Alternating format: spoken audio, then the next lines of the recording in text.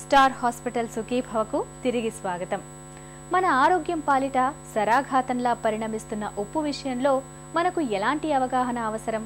రోజుకు ఎంత మేరకు ఉప్పును వాడొచ్చు? ఉప్పును పూర్తిగా మానేస్తే ఏమైనా ప్రమాదమా? మితిమీరిన ఉప్పు వాడకాన్ని క్రమంగా ఎలా తగ్గించుకోవాలి? మొదలైన వివరాల గురించి ఇప్పుడు తెలుసుకుందాం.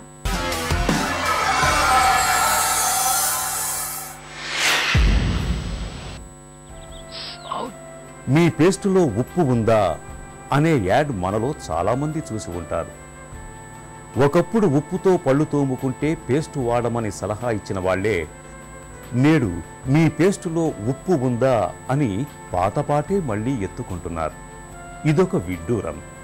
మన శరీరానికి ఉప్పు అవసరం ఉంది, అందులో ఎంతమాత్రం సందేహం లేదు.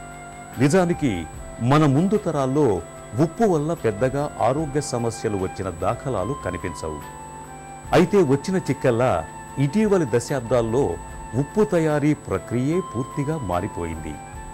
ఉప్పు మరీ తెలుపు రంగులో కనిపించటానికి, బాగా పొడిగా ఉండటానికి గాను ఉప్పును మరీ ఎక్కువ ఉష్ణోగ్రతల వల్ల వేడి చేయటం కారణంగా ఉప్పు స్వరూపమే పూర్తిగా మారిపోయిందని, మినరల్స్, పోషకాలు అన్నీ ఆవిరైపోయి కేవలం తెల్లని సోడియం మాత్రమే ఉప్పు రూపంలో లభిస్తోందని శాస్త్రవేత్తలు చెబుతున్నారు. ఈ నేపథ్యంలో అయోడైజ్డ్ ఉప్పు తినాలా, లేక రాతి ఉప్పు తినాలా, లేక మామూలుగా ఏ ఉప్పు తిన్నా పర్వాలేదా అనే ప్రశ్నలు కూడా చాలా మందిని వేధిస్తుంటాయి. రకరకాల మనం ఈ వ్యాపార ప్రకటనలు చూస్తుంటాము. ఈ సాల్ట్ మంచిది, ఆ సాల్ట్ మంచిదని. అన్ని రకాల సాల్ట్లు దాదాపు ఒక రకంగా ఉంటాయి. ఉప్పులో ముఖ్యంగా సోడియం క్లోరైడ్ ఉంటుంది. మన దేశంలో ఇప్పుడు ఐడియల్ సాల్ట్ మాత్రమే అమ్మాలి కాబట్టి అన్ని ఉప్పుల్లో కూడా ఐడిన్ ఉంటుంది. ఎందుకంటే మనకి థైరాయిడ్ సమస్యలు రాకుండా గవర్నమెంట్ ఇప్పుడు ఐడియల్ సాల్ట్ మాత్రమే వాడమంటున్నారు. కాబట్టి మనకు దొరికే ఉప్పులు అన్నింటిలో కూడా ఐడియల్ సాల్ట్, సోడియం క్లోరైడ్ ఉంటుంది. రాక్ సాల్ట్ వల్ల పెద్ద ఉపయోగం ఉండకపోవచ్చు. అందులో సోడియం కంటెంట్ తక్కువ ఉంటారు కాబట్టి అందులో పెద్ద తేడా ఉండకపోవచ్చు. కాబట్టి మామూలు సాల్టే వాడండి, డాక్టర్ చెప్పినట్టే వాడండి. మామూలుగా కల్లుప్పు అని రఫ్గా ఉంటుంది, అది దొరుకుతుంది. టేబుల్ సాల్ట్ షాపులలో చాలా అందంగా ప్యాకెట్లో దొరుకుతుంది.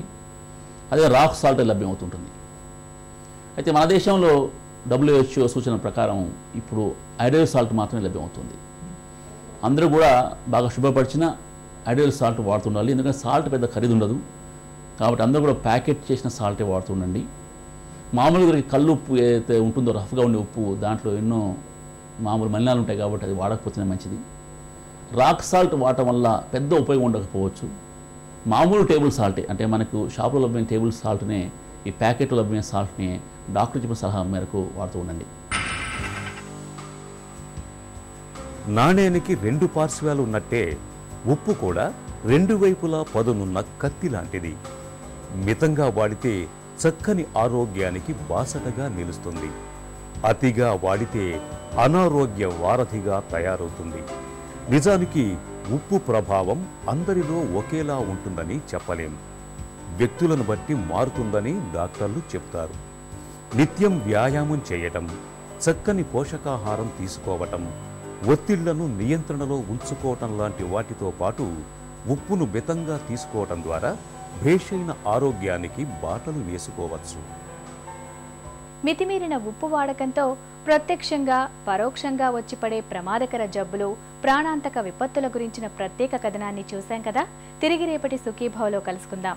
మీకేమైనా ఆరోగ్య సమస్యలు ఉంటే వెంటనే మాకు రాయండి. మా చిరునామా Sukhibhava, ETV2, Ramoji film city, Hyderabad 501512 లేదా sukhibhava@etv.co.in కు ఈమెయిల్ కూడా చేయవచ్చు.